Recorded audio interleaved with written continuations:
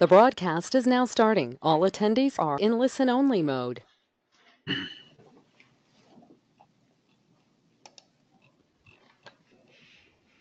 Hi everyone, and welcome to this short webinar on performing a Capitol Hill visit. We're happy to have Chris Stelzig from the Entomological Society today, who's going to be just giving us some basic pointers, and will hopefully help us set up our meetings and also just prepare for the Capitol Hill visit day. Get us all mentally in the right spot. I see that more and more people are showing up. If you have questions, I'll be checking the questions tab, and you can go down and there should be a tab that you can type in your questions. I know that everyone is muted right now. I think we'll probably keep it that way, and I'll just be regularly checking the questions tab, or the chat. You can also type into the chat. I'll be checking those two areas while Chris goes through the slides. We got a couple more minutes here still before the turn of the hour, and we'll be sure to wait at least until then to get started. Just as a reminder too, we're recording this webinar, so we should be able to provide it to other folks who aren't able to make it today, or even if you all who are on the call want to review some of the content later, I will be able to send the recording your way.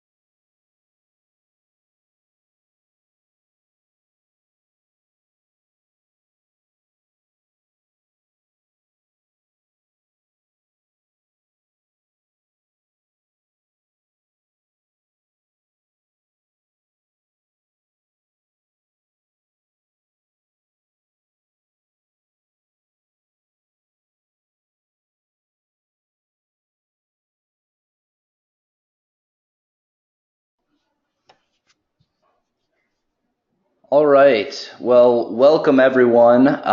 It's 2 p.m. Central Time here, so we're going to get started in the next minute or so. Like I said a moment ago, we're happy to have Chris Stelzig here from the Entomological Society. He's been very supportive for us organizing this Capitol Hill visit, which the goal of the Capitol Hill visit is to educate policymakers, and it will be strictly an education visit, not a lobbying visit. So that should be make it safe for anyone who's part of Extension or et cetera and may have their hands tied from lobbying to still participate and provide some accurate information on IPM to the policymakers in Washington, D.C. So without further ado, because it's just a short webinar today, I'll go ahead and hand it off to you, Chris. Great. Thanks, Frank. Well, welcome, everybody, and I appreciate you giving up a little bit of your morning or afternoon or whatever time of day it is, wherever you are. Frank asked me to give this talk as part of the tick-borne disease working group that he organizes and I'm on. So a lot of what the imagery and some of the text is going to be tick-focused. Throughout the talk, if you see tick stuff, just know you can replace that with whatever your area of specialization might be. As Frank said, the goal of today's talk is simply to just introduce the topic of advocacy for those who might be new to it, serve as a refresher course for someone who's done this before, and kind of just to demystify the process so that you can talk confidently about IPM. I will stress I'm not an expert on Capitol Hill lobbying. I've only been doing this for the past 3 to 4 years as part of my work here with ESA. But despite my best intentions, it turns out I really like it. So it's been kind of a fun area and a growth opportunity for me. So let's see about advancing. Give me a second. There we go. So this is what I'd like to talk about today. It's a fairly simple agenda. We should get through it within 20 minutes or so, and then we'll be able to have opportunities for any questions that might come up. I would be remiss if I didn't first start out by thanking Lewis Burke Associates. They are our government relations firm here on Capitol Hill, and in fact, I'm sitting in their offices today to do this webinar because I was downtown for some other stuff. So, starting out with Advocacy Overview. Believe it or not, a lot of what you need to know about Capitol Hill and how it works, you probably already learned on Schoolhouse Rock when you were a kid. It's the way that the bills are introduced, the way they run through committees, they get amended, approved by the House or the Senate, and the Senate rather, and then signed or not by the President. The Constitution does, of course, call for the 3 different branches of government: judicial, executive, and legislative. We won't really talk a whole lot about judicial because they're not a group that we want to, that we really can have a lot of influence on. Executive would include the White House itself, as well as the Office of Science, Technology, and Policy, the agency heads, and the federal agencies that are located throughout the country. Again, I have had some meetings with the executive before, not the White House itself, but with OSTP and with agency heads. That is an area that you can advocate to, but I don't think that's going to be the focus of the IPM Advocacy Day on March 22nd. Rather, we're going to talk about the one on the left there, the legislative, which of course consists of the 2 houses of government in the legislative body, the House of Representatives and the Senate. Now, one of the nice things about DC, for those who may not be familiar with the city, is that everything is really centrally located. There's that long green space that's called the National Mall. It's bordered on one side by the Washington Monument, on the right side by Capitol Hill, and then the White House is at the top. That's the head of the executive branch. Judicial, the Supreme Court, is just behind the Capitol. And again, most of what we have to be focusing on is going to be in the legislative. So who does what? This will probably be the last time we talk about judicial, but they are charged with interpreting law and administering justice. The judges and the judicial is appointed by the executive. And the executive would have some discretion as to how funding is used, but it's really the Congress that sets the funding levels through what's called the power of the purse. And that's what you probably heard a lot about the budget fights recently, and that all comes from that authority that they have. So why do this? Why advocate? It can, and at first blush, seem a little scary or intimidating, but you should be aware it's really not. Everyone I've met on Capitol Hill, bar none, has really been a nice person. I've really enjoyed this process. It is your right as a citizen to meet with your legislators. It's called for in the Constitution in the section that talks about establishment of religion and free speech, and that you have the right to petition the government for a redress of your grievances. This sort of falls under that area. Complacency is not going to yield any results. If there's something that you want from your government, if there's something that you're not satisfied with, it is really up to you to make it happen, because no one's going to advocate for you. And you're not going to be alone in this. Every other professional association, every corporation, every trade group, every nonprofit, universities, everybody's out there doing this. This is just part of the process. And when people sign up to be legislators or members of Congress or their aides, this is what they sign up for. They know they're going to take meetings with constituent after constituent after constituent. And that's what you are in this case. For those of you who work for an institution where your government relations office may want to know about this, I would encourage you to talk to them and let them know that you're doing it. As Frank started out by saying, the primary focus here is on education, but transparency is probably the best way to go. Okay, so that's the overview of advocacy. A little bit about itself for the swamp has been done recently. The Congress itself, of course, again consists of the two houses, Senate and the House of Representatives. Only 100 senators and 435 in the House. In the pictures there, you'll see Mitch McConnell on the left, on the lower, and Chuck Schumer on the top left are the leadership in the Senate, and Paul Ryan and Nancy Pelosi on the right are the leaders in the House.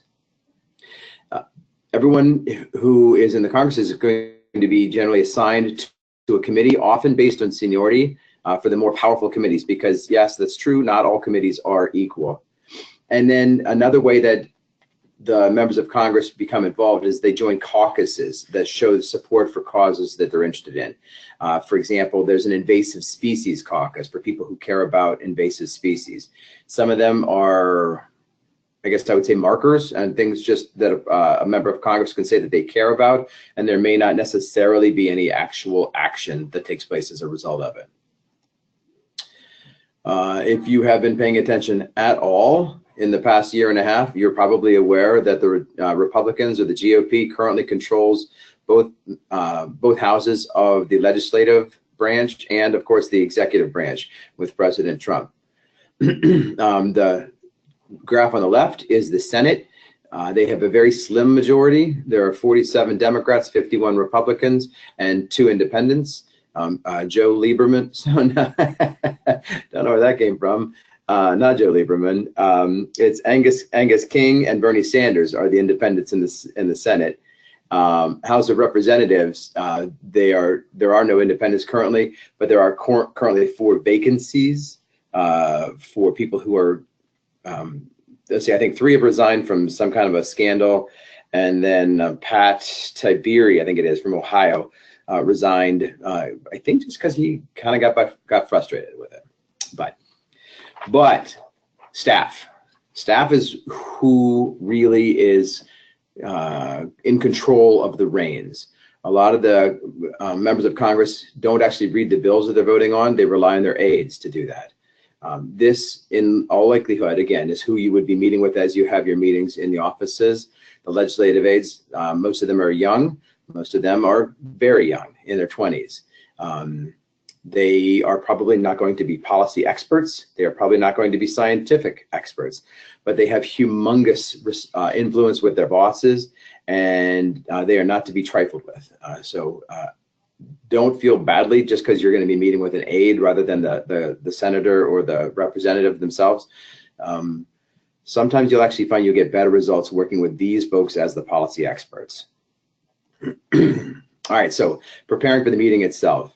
When I first got started doing this a few years ago, I really had in my mind that all of the meetings I would be having would be in the Capitol building, and I have had exactly 0 meetings in the Capitol building. Rather, you're going to be meeting in either the Senate office buildings or the House office buildings. Senate is on the north side of the campus there, and the House is on the southern side. There is a 12 to 15 minute walk between the 2 sides of Capitol Hill. You go through security to get into any of these federal buildings. There is no link between the Senate and the House side. You have to exit security and then re-enter security. So plan for that as you are scheduling your meetings. This clever slide is a view of the same set of buildings, but from underneath. There are tunnels that go between the House buildings, the House office buildings, and the Senate office buildings. There are tunnels and subways that go to the Capitol as well, but you and I don't get to use them. Those are just for the representatives and the senators themselves. So once you are in one of the federal buildings on the House side or the Senate side, you can go through tunnels to get to the other ones, but you would again have to exit security and re-enter security after a 12 to 15 minute walk or a much shorter Uber or taxi ride to get to the other side. All right, so that's the DC overview. Let's talk a little bit about the meetings themselves. We have a program at the Entomological Society called the Science Policy Fellows, and we have found over time that our meetings tend to be more effective if our fellows buddy up and they go 2 to maybe 3 people attend to the same meeting. The rationale for that is if you happen to find yourselves tongue-tied or at a loss for words or whatever, your buddy can pick up the slack there. And that it has worked very well for us, and you can play off of each other. So your first thing to do would be to find your senator or your House member. I have the URLs listed on the slide there. They're also on the ESA website under policy. And if you just Googled find my senator, you would get to the same link as I did. Once you find out with whom you would like to meet, you're going to want to look at their individual websites to find out which staff members there are working there and in what capacity they are assigned. Most members of Congress will probably not meet with you if you're not a constituent. I live in Maryland, so I can meet with John Sarbanes or Ben Cardin or the rest of my representatives, but I probably couldn't meet with Cory Booker or Dianne Feinstein or Bernie Sanders because I'm not a constituent of theirs. So you can think about that too. If there's someone that you specifically would like to meet, maybe buddy up with someone who's coming from that area, and you could be part of that meeting then, and then have some influence. You should probably do this now. Ideally, you'd be making your appointments for these meetings 3 to 4 weeks in advance. We're about that right now today. Maybe it was even a couple of days ago. So if possible, as soon as this webinar is over, I would shut my door and start making my meetings. The meeting request itself, ideally you'd shoot for about a 15-minute meeting or so. Let them know who you are, with whom you work, anyone else that's going to be in your meeting party, and when you would like to have them meet. Again, 15 minutes is a pretty good length of the meeting, and that's what most of them are going to be expecting. If you don't hear back from them, follow up. Ask for the meeting with a member of Congress, and if they're unavailable, then you can ask to meet with the LA who handles science or agriculture or health issues or whatever it is that is your area of specialization. We do have some sample meeting requests on our website, which you see the URL at the bottom there, and of course anything, I'm happy if you communicate with me afterwards. I'd be happy to send you whatever else you might be needing.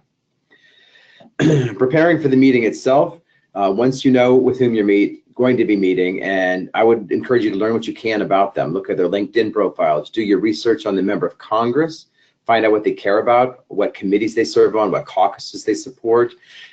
Your job is not too dissimilar from a salesman at this point. You are trying to sell them on your topic of interest and make them care about it. And the more that you connect, the more that you are establishing yourself as an expert and finding ways to connect with them, it's going to be better serving your end game. The picture on the screen there is May Barenbaum and I had a meeting in Senator King's office. That's Nathan Paxton, the LA, and May was providing some input on the language that eventually became the 21st Century Cures Act. So you can have an impact once you make that connection. So what to wear? I probably wouldn't wear jeans or t-shirts. It is a professional environment. Most of the members of Congress and the aides would be wearing suits. Business casual is acceptable. Comfortable shoes would be essential. Think about adding some sort of a personal touch, like a pin or a lapel pin or a brooch, or if you are a jewelry kind of person, think about that. Don't forget your umbrella in case the weather is at all shoddy for the day. So what to say in your meeting? Abe Lincoln one time was known for saying that if you give him 6 hours to chop down a tree, he's going to spend the first 4 hours sharpening his axe. In other words, preparation is going to be critical to making sure that your impact is as strong as it could be. Almost everything you need to know to get by on Capitol Hill, your mom probably taught you. Be polite, be a good listener, say thank you. Park your personal politics at the door. I can't really stress that enough. This is a hyper-partisan time right now. I wouldn't talk about the border wall. I wouldn't talk about gun control. I wouldn't talk about almost anything that's not directly related to what it is you are there to have for your meeting. And then the last bullet, practice. and then practice some more, and then practice some more. Once you get your talking points put together, practice what you want to say so that you find yourself, if you find yourself at a loss for words, you know you have a few talking points you can just fall back on. What to say? Start with thanks, end with thanks. If you have business cards and you're in a capacity where you can share them and not put yourself in sort of any kind of jeopardy with your ethics office, I would encourage that. Regardless, if you give out a card or not, make sure you take one of theirs because you would like to be able to follow up later. There's a sample talking point which you might want to say as to why you are there, and then think about your ask. Frank had mentioned that this is largely educational. If you are in a position that you would like to ask for something, that's going to be an important opportunity. The LA or the member of Congress with whom you're going to be meeting for the half hour, or actually for the 4 hours preceding your meeting, have been meeting with constituents, and the 4 hours after your meeting are going to be meeting with constituents. And if you want to be able to stand out, you need to tell them what you want them to do. If what you want them to do is to simply consider you as a resource, that's your ask. But end with offering to answer any questions, present yourself as the subject matter expert, and then close graciously with thanks. Oops, let's back up. So what's the do's and don'ts? If at all possible, you should be early. Think about the distance between the buildings. Think about the distances between the offices and the floors. So try and do a little bit of research to figure out where your meetings are going to be. Be courteous and kind. Know your member of Congress. Anytime you can offer specifics from your actual workplace, that's probably a good idea. They want to hear what your research is and why they know they can turn to you as an expert in the future. Don't be surprised if you're kept waiting. If you have to meet in a hallway, if you have to meet at a coffee table in the main waiting room area, I have done all of those things. Don't be surprised if your policy or the member that you're meeting with or the LA asks a lot of questions about what you are telling them. Strive to minimize any technical words. Keep it as simple as possible. And where it says offer and offset, that's a common trap. What they are trying to do, or the way that might play out, is someone would say to you, well, if you want me to fund IPM research, what would you have me cut? The scientific community over the years has found that it's best if we all sort of stick together. And I would respond to that with something to the effect of, it's not really my job to tell you what to cut. I'm here to tell you why my programs are important, and just don't take that bait. If the meeting's not going great, it's okay to just start to wrap it up early. It doesn't need to be the full 50 minutes if it looks like it's going badly. There is absolutely nothing to be gained by picking a fight. So at all costs, stay positive. All right, so moving on to resources. Again, as you're trying to establish yourself as a policy expert and a source for education for them, here's some of those tick examples I talked about at the very beginning. ESA has a position statement on ticks, on tick-borne diseases. Frank has some tick talking points that he can share with you. I know that Tom and Chuck and some of the other tick experts have tick distribution maps on their websites. If you study ticks, maybe put some ticks in alcohol vials and leave them with the members as examples of what a tick actually looks like. Infographics are great. The one we have there is one on ESA's site. It's What is IPM? And it simply breaks down IPM as a concept, which can be troublesome for the non-professional. Basically, use your imagination. What's going to capture their attention? What will get through security? And what will have them care about you and remember you? If you want to have some talking points written up, here's some ones, again, focused on ticks.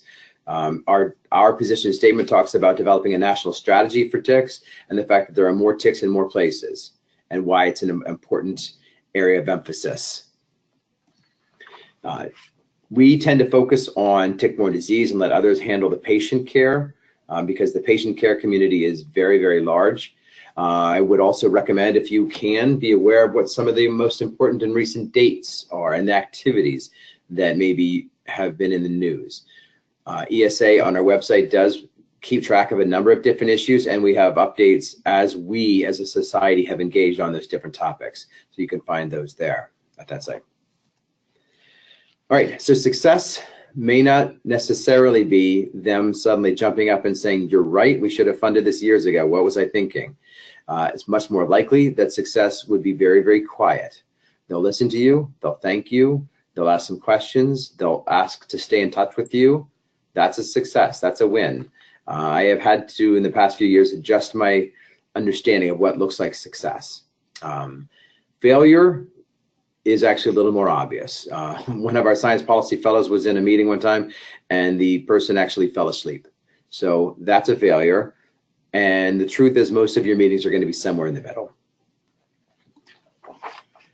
All right, so let's wrap up and just talk about the next steps and what happens afterwards. You're going to take that business card because you want to be sure to send a thank you note as soon as possible after the meeting. Again, just like your mom taught you, the more that you can thank them and graciously continue to stay in their presence through the email or phone or visits at their home offices, that would position you as an expert and a person that they can rely upon.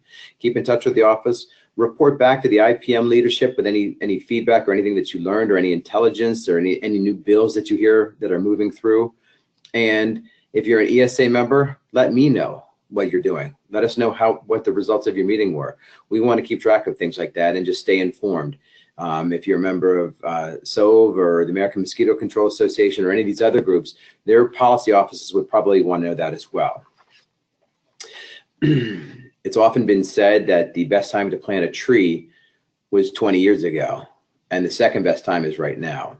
And that's what you're doing with your meetings. You're actually starting to build these relationships so that you can move forward and be a long-term policy expert for your member of Congress. And with that, that's me. If you have any questions, I'd be happy to take anything that we can now or just have some discussion. And if not, you can follow up with me later. That's okay too. So back to you, Frank. Great, thank you very much, Chris. Are there any questions at this point? People can put them in the chat or ask them in the questions box. I saw that one person did ask, I live in one district and my extension center is in another district. How do I choose which one to work with? I think generally it will be based on your place of residency as far as who you're a constituent of.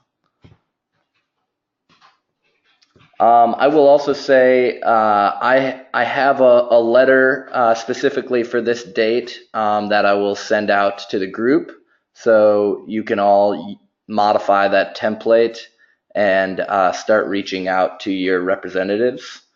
And you can send me any questions if you have about that letter or about who you're trying to set up a meeting with.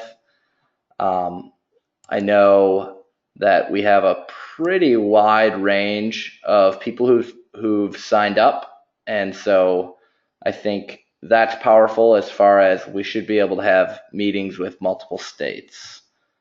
Are there any questions at this point?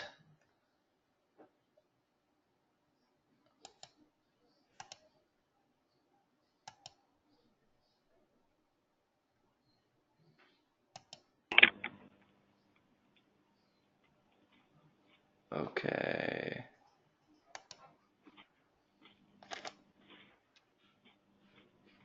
Oh, there are a few questions here.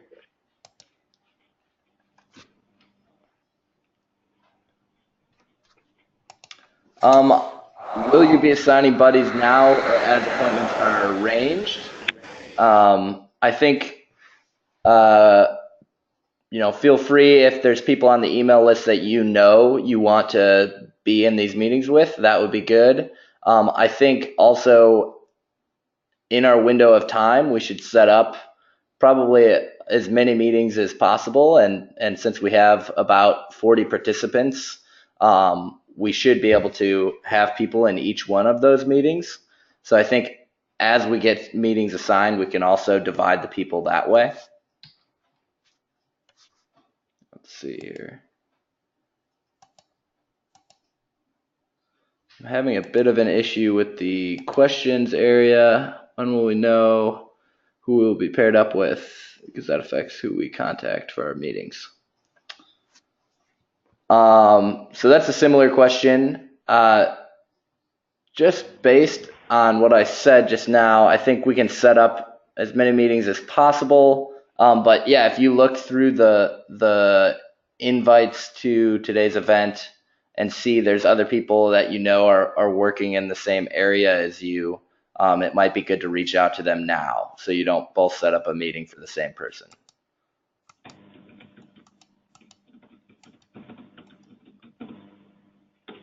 All right.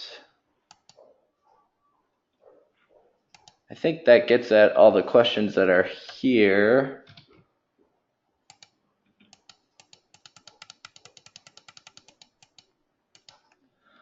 Well, great. There's 3 minutes remaining. If there are follow-up questions, please feel free to send them my way. I will look at the location of all the people who are signed up at this point, and I'll send you a note if you're overlapping in the same state as someone else in the next day or so. People will be attending. For the question, how many people will be attending? There's roughly 40 people signed up for the Capitol Hill visits at this point. Send out an Excel, names and affiliations. Okay, I can do my best to send out the basic information for each person so we can coordinate that way. All right.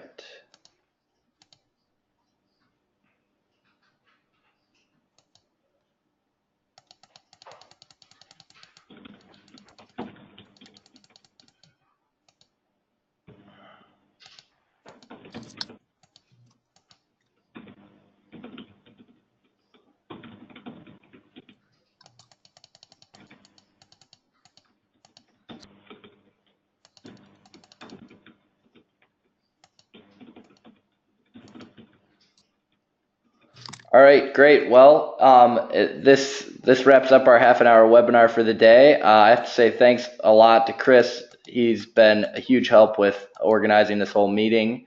And thank you all for attending. We'll continue to work together via email. And also my phone number is at the bottom of the event for today too, so you can reference that and give me a call if you want. For the doc student who would feel more comfortable partnering with meetings, I think that with 40 people, we'll probably have a partner for each meeting. And I think we'll work on organizing those pairs, as soon as possible as we continue to set up the meetings.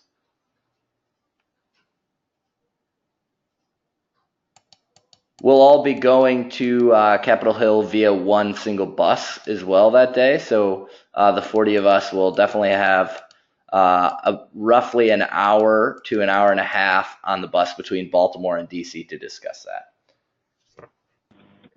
Okay, great. Thanks everyone for attending today. It's 2:30, and I don't want to run any of you late. I will close the call now, or the webinar now, and I'll be sure to send out this recording shortly, as well as information on setting up those meetings.